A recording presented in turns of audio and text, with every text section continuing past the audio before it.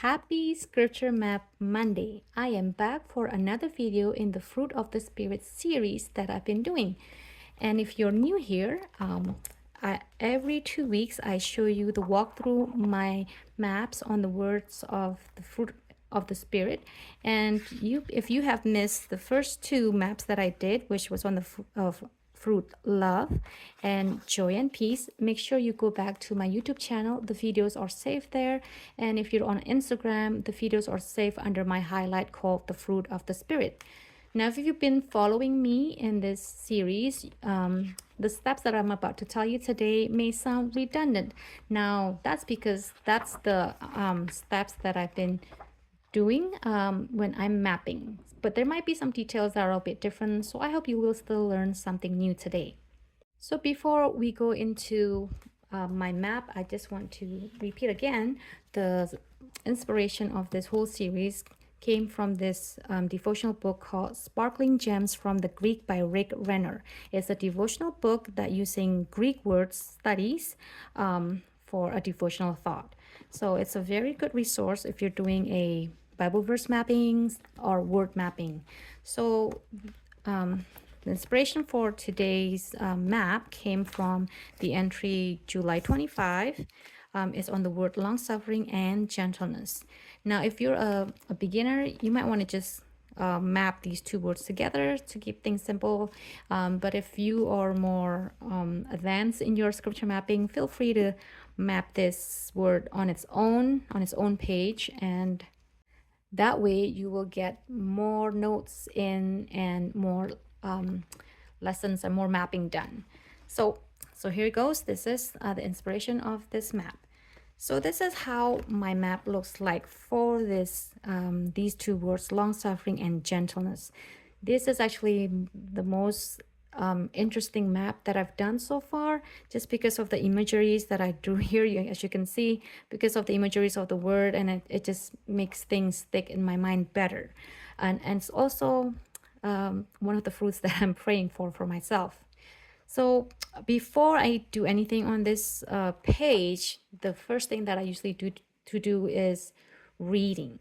So the first thing that I read was really this devotional book, because this was my springboard and it gives a good foundation. As you can see here, Rick Renner lays a good foundation. He has a section on long-suffering, an introduction here, and also a section on long-suffering, and then a section on gentleness.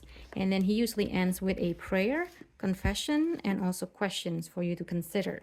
So that's what I did. I read this first, and then I went to my next resource. As you probably can guess by now, I'm using Blue Letter Bible to search for my Greek words and the meanings and search for Bible verses. So this is Galatians 5, this is King James Version, and this is ESV. So if you just want to go and find the the Greek word for the word that you're mapping, just tap on the verse and then go into interlinear, and then you go to the word that you're mapping. In this case, it's long-suffering, so you're going to tap on the Strong's number, and it will take you to the outline of biblical usage and the Strong's definition, and even there's a lexicon here. You can just jump to the scripture index and go to the verse, Galatians 5:22, and tap there. Well, this one doesn't work apparently. Okay, let's just use another verse. Okay, usually when you tap this, it will bring you up to where it's listed as a definition, because it has more than one definitions. Okay, so for Galatians 5:22, it is number 2. Patience, forbearance, long-suffering, slowness in avenging wrongs. So after I went and read this, I went to my next favorite resource, which is Precept Austin. So this is Precept Austin. You just go to Galatians 5:22 commentary, and then there's a long list of every word that's in that verse. So I just went straight down to long-suffering. In this case, it says patience. The version that this person uses on this website is, I think it's NASB, if I'm not mistaken, but it's the same Greek word, so no worries there. So you can technically click on that word study there or just stay on this page. You'll get a lot of information. So after I read Sproking Gem devotional book and look into my Blue Letter Bible, I went to Precept Austin and I read up not on all of them, but the most important things part on this page. What I usually look for in Precept Austin is definition, and also look for anything imagery, anything that is secular Greek, how the secular Greeks use that word, because sometimes they use it in a way culturally that is kind of interesting and offers interesting insight to the word. I also look for I'm going to explain it later, Septuagint, how the Septuagint use the word, how it translates the word. And sometimes I read some of the comments here, like from Vernon McGee, Spurgeon. Sometimes I try to find good quotes, but not all the time. So it's a very lengthy article, if you can call it article. You don't have to read all of it. Just find something that sticks out to you. So that's what I did. So after I did all of that, I wrote down what I thought was important. So I started out with writing out the Greek word here, and then this Greek word happens to have two words compounded together. So the word macros and thumos, I think I pronounced them right. So each has its own definitions. So, and then I wrote down the definition that I thought was kind of interesting and also stuck out to me. And one thing that was very interesting to me was this candle with a very long fuse. When I was reading in Precept Austin, this concept came out, and I just thought, hey, that's what long suffering is. It says, when a believer is walking in the Spirit and not fulfilling the desire of the flesh, he or she is empowered with an inner supernatural steadfastness even in the face of provocation. This long fuse is a Christ-like attitude for, as Peter reminded his readers, our Lord Jesus Christ, in spite of, and then it quotes 1 Peter 2, verse 23. So I just thought that was kind of interesting. Instead of us being short fuse in our temper, we need to have a long fuse in our temper. So that's, that makes this word stands out a little bit more when you have this kind of visual picture in your mind.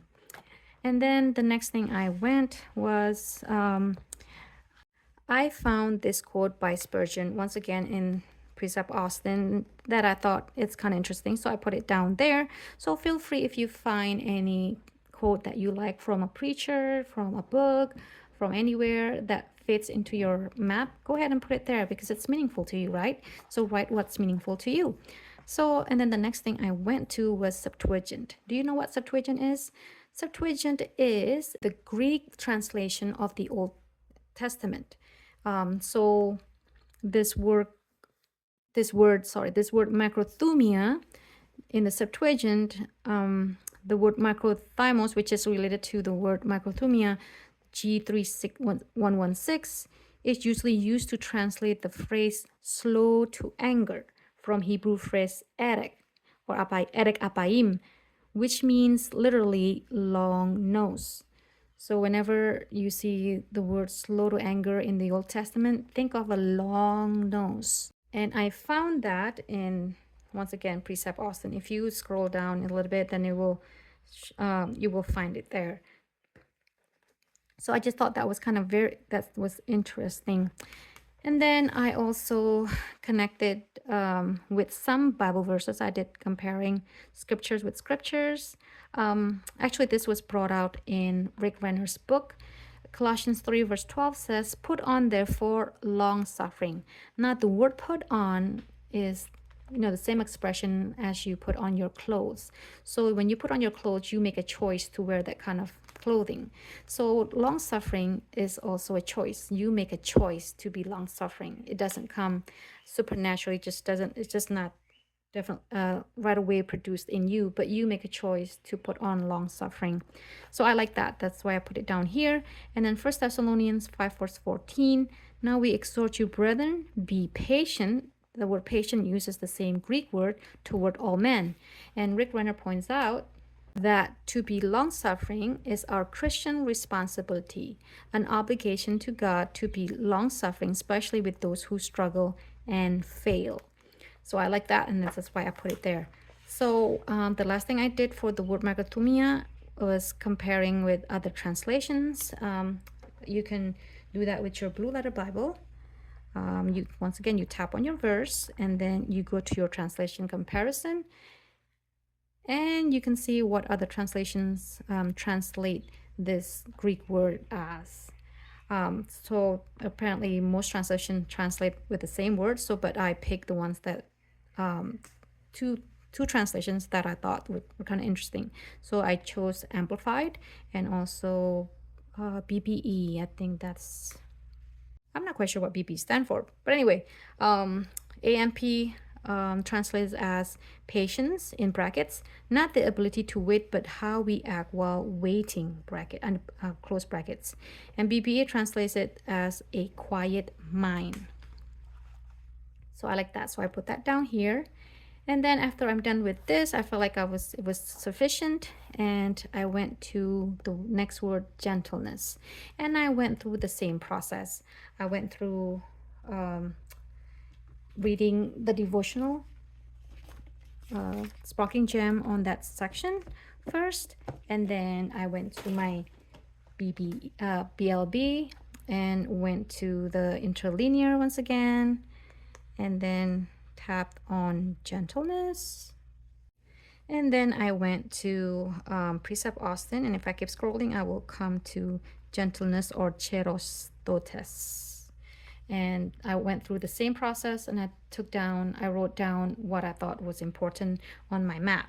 So for cherostotes or gentleness, it's a kindness or friendliness to others, often depicted rulers, governors, or people who were kind, mild, and benevolent to their subjects. A person who is compassionate. Now, is a long list, and I'm not going to read all of these to you, but one thing that was really stuck out to me was that cherostotes conveys the idea of being adaptable to others. Sometimes when people do things differently, they don't go our way, how we want it to be done, sometimes we get frustrated. But if we are gentle, if we have cherostotes in our heart, we will be adaptable. Instead of being angry, being frustrated, we can adapt ourselves to the changes that are happening that are beyond our control. So I like that. So that's why I highlighted it or made a mark right there. Now the word cherostotes came from the word chrestos, which means useful or profitable, and the word chrestos came from traomai, to furnish what is needed, and that word came from the word trao, to lend, to furnish as a loan. So I just wrote that down, and I thought that was kind of interesting. And the next thing that I did was, oh yeah, one more thing. I also did translation comparison for gentleness, and AMP translates it as kindness. BPE translates it as kind acts. So after that, I felt like I was done with the mapping section, and then I went to the context. Now mind you, this is my third map on Galatians 5 verse 22, so I don't really need to write down the same context because I already did that on my first one. When I did the word love, I did the full context, author, to whom, when, theme, and why. So for this one, I did a chapter context. So the author is still the same, to whom is still the same, but what. So if I focused on the what on the chapter Galatians 5. For context, you can just Google it online. There are many resources that are available that can give you good information on that. And sometimes good Bibles may have that kind of information in the Bible itself. But for chapter context, you may have to read the whole chapter to get an idea what the author is trying to say. Or and since I redid the book context also gives me an idea where Paul was, what he was saying in chapter 5. So knowing the book context helps you to understand the chapter context sometimes. In this case, in Paul's letters, that helps. And then the last thing that I did was cross references. So I did Proverbs 25, verse 15 for long suffering and Hebrews 6, verse 12. I thought in Hebrews 6, verse 12, it says that ye be not slothful, but followers of them through faith and patience inherit the promises. So having patience and long suffering is one of the keys to receive God's promises. So I highlighted that. For gentleness or trestotes, I use Romans 3 verse 12. There is none that doeth good, no, not one. So being good or gentle is not in our nature. It can only be given to us through supernatural power through the Holy Spirit. So that's the end of my map, and those are the lessons that I learned from this map. So that might be a little bit too fast for you, so I pray that you go back to my video after I save it and watch it again if you need to. But that's basically the process, how I came about this map. If you have any questions, feel free to reach out to me. You know how to reach me. Leave a comment, DM me, just reach out to me and I'll be more than happy to help you. But that's how I came up with this map, and I hope that was helpful, and I hope that inspires you to map your own. And I'll be doing the next 2 fruit of the Spirit in 2 weeks. I'll give you the instruction next week, next Monday, and then I'll share the video the next Monday. So until then, if you missed the old ones, the previous ones, make sure you watch them, and if you can, map with me and post your maps and tag me. All right, that's all I have for you today. Have a good day. Bye-bye.